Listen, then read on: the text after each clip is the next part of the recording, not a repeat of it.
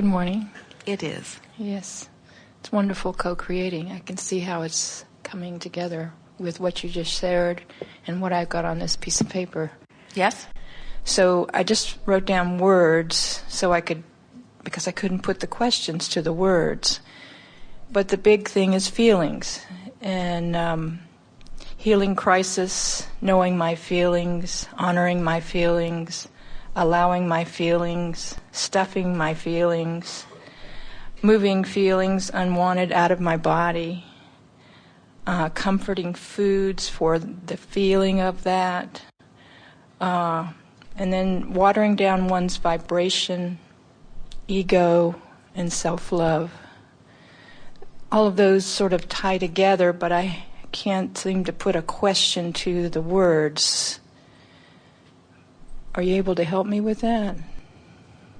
Well, we think you're reaching for what we are already talking about here today.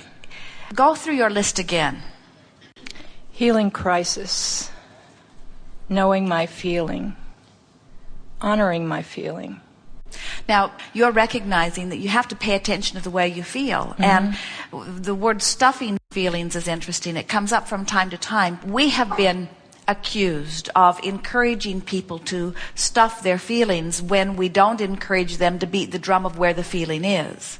When you identify the feeling that you are currently having with a deliberate intention to move from it or to find relief from it, now you are deliberately moving your emotions. And what all of these words are that you are describing here is what we are attempting to say when we are acknowledging that once you know where you are, and you know where you want to be, now by paying attention to the way you feel, you can acknowledge the movement that you are making.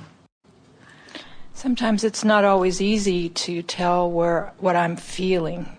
We understand that, and by probing and poking around at it, you will feel it more. In other words, that's why the word stuffing the feelings is interesting, because what happens is you become so accustomed to the way you feel that you don't realize you feel that way.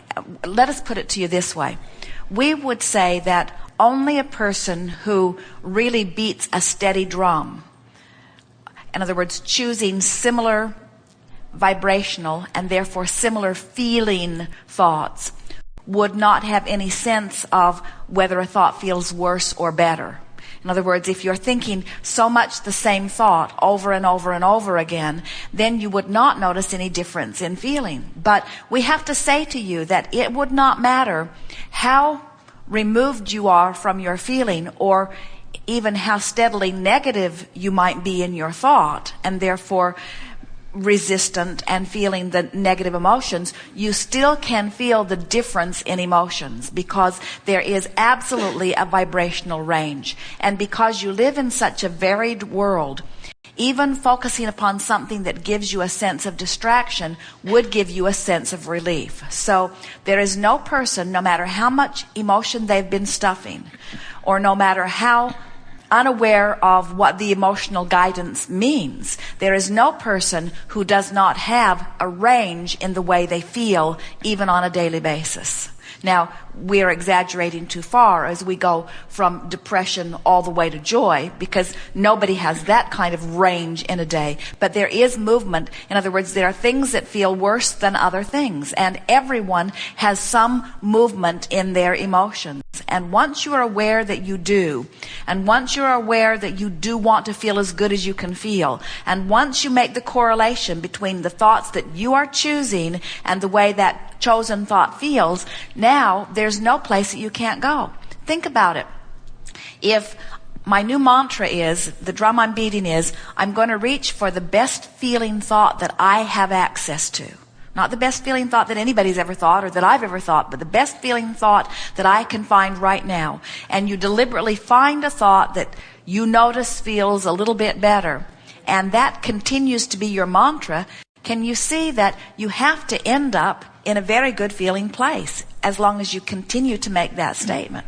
In other words, it's easy to tell that you're not depressed mostly, and it's easy to tell that you're not mostly fearful. Would you say you're more joyful or overwhelmed?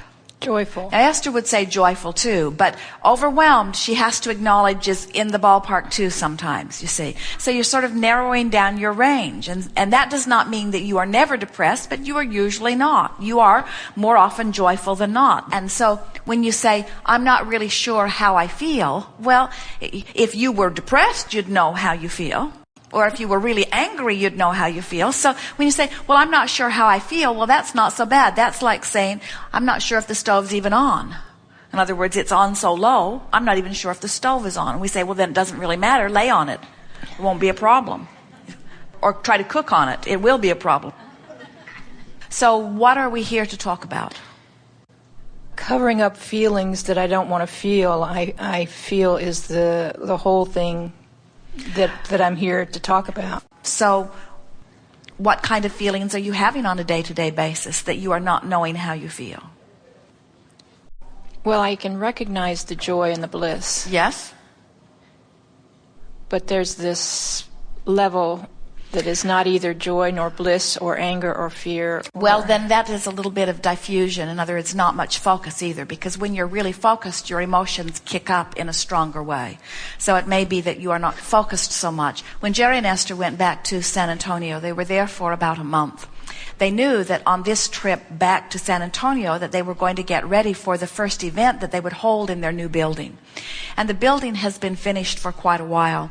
All of the doors and windows and floors are in it. Everything about the building was finished, except the electricity had not been turned on. There was a sort of snag with the electrical company and some compliance with some things. And from the time that they began the building and the time that they finished the building, because it took them such a long time, different things had come into effect, and so they had to go back and make sure that they were in compliance. The rules had changed, in other words. And so the gardens were in, everything was ready to go, except no electricity in the building. And now it is getting closer and closer and closer and closer. And so Esther's desire for the building to be ready to use was peaking at a stronger place. In other words, when they weren't in Texas, she wasn't thinking much about it. And so the fact that the electricity had not been turned on was not a strong point of her desire. So the fact that it hadn't been turned on was not a strong point of her discord. And when they first returned to Texas, the fact that the electricity was not on in the building did not make Esther feel strong negative emotion, because there were still several days in between. But as the days got closer to the event, and they are now 5 days before the event, and they are still being told that somebody is missing something and somebody is missing something, Esther began to feel her emotions getting stronger and stronger. Her negative emotion became very apparent to her, because the range between where she stood and where she wanted to be was more focused, and she clearly feel that she was not in the place that she wanted to be. In other words, always when your desire is more focused, the evidence of where you are vibrationally is there. It would be the day they were going to turn it on. Oh no, now we need you to grant us this easement. And then it would be the day that they were going to turn it on. Oh no, now we need this. And so Esther's belief, the drum that she had been beating from the evidence that she had been focused upon, had her vibrating here where her desire needed to vibrate over here. So Esther sat down. She remembered an incident from many years before when there was a severe drought happening in Texas. And Jerry and Esther had too many acres to water with the watering system. And Esther recalled our discussion about the rain as Esther sat on the porch, desperate, like most of the city, for some rain. And Esther had said to us, Abraham, can you bring the rain? And we said to Esther, why do you want the rain? And Esther began describing what the rain meant and how the rain would feel.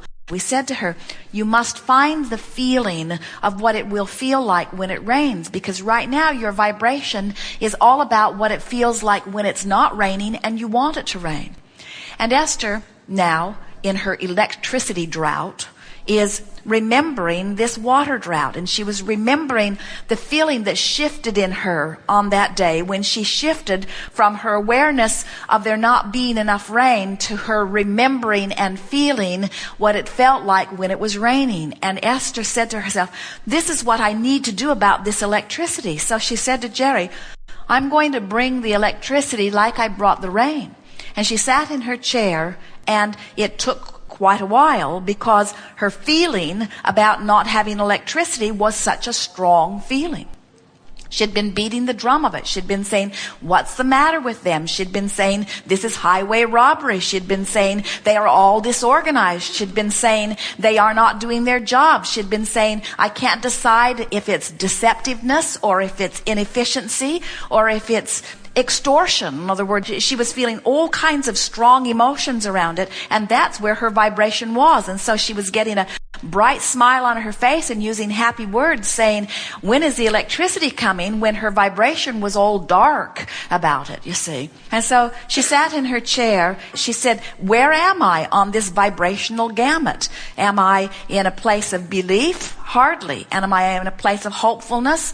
Not even. Am I in a place of expectation? Far from there. Am I in a place of fear? Yeah. I'm worried that the electricity is not going to get turned on. Fear, rage, and revenge. That's right where I am. Fear, rage, and revenge.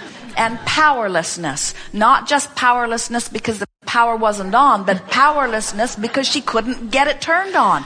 They couldn't sign enough things and fax enough documents and have enough surveys and spend enough money. In other words, it felt to Esther like it could not happen. It felt like such a big mess, it could not happen.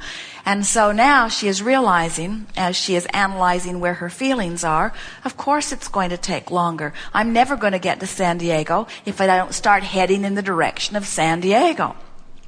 So she sat and focused upon some aspect of it where she could give herself some relief. And she thought about how cooperative the weather was. And she thought about how they have their own sound system. And she thought about how they could park the motorhome behind the building, turn on the generator, bring an extension cord into the meeting room, plug the sound system in, and it didn't matter whether they turned the power on or not. And with that angry thought, she felt relief because suddenly she no longer felt powerless. They no longer were holding her hostage from her own meeting and her own building. And when Esther came up with that thought, and she felt the relief of that, now something shifted in her. And then she thought, and wouldn't it be nice if they turned the power on in the building? It's going to be like that baby that is breathing its first breath of air. It has been there, and now life is going to pour into it.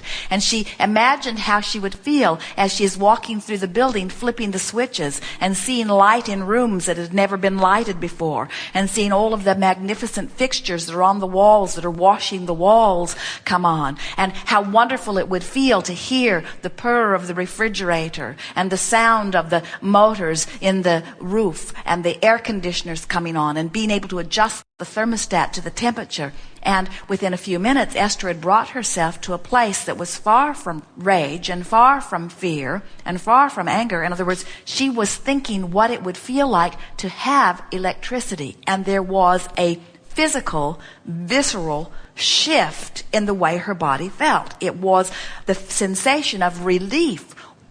And while she was still sitting in the chair, the telephone rang. And the engineer who had been carrying the documents back and forth said, it looks like it's going to happen. We have one last thing to do, which we can easily do. And Esther thought, why did it take so long, as she headed back to Phoenix for a moment? And then she thought, I could have done this any time, as she headed further back to Phoenix. And then she thought, but isn't that nice? It's in time for our party. There is nothing that we cannot do or be or have. In other words, your life experience is continually giving you opportunities to acknowledge your focused desire. And the more powerful your desire is, the more focused your desire is, the more you will feel your relativity vibrationally to it. If you don't want anything, then you don't feel your emotion. In other words, if you don't allow your desire to be focused, then there's no resistance that is shown. The more focused your desire, the more obvious your resistance, you see. Make sense? Yes.